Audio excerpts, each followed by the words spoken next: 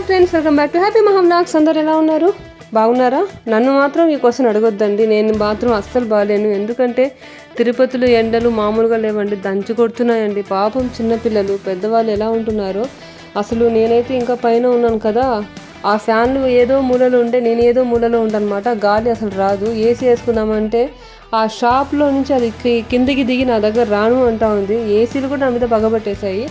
సరే ఇదంతా ఎందుకులే, పైకి వెళ్ళైనా పడుకుందామంటే దోమలు వచ్చేసాయి దండయాత్ర కోసము. రామ్మా నేను మీకోసం డిన్నర్ చేసుకుంటా అని చెప్పి అవి చెవి దగ్గర వచ్చి పాటలు పాడుతా మమ్మల్ని మామూలుగా ఆడుకోలేదండి.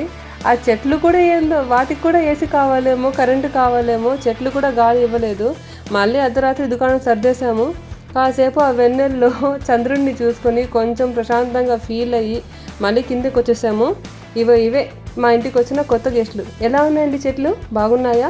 మందారం, గులాబీ, మల్లెపువ్వు ఏదో ఒక షోకి తెచ్చుకున్నాను అనమాట. మొత్తం 4 టైప్స్ ఆఫ్ తెచ్చుకున్నాను.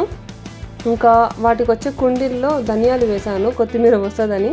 చూద్దాం ఎలా వస్తాయో. మీ ఇంట్లో కూడా చెట్లు ఉన్నాయా అండి? మొక్కలు ఉన్నాయా?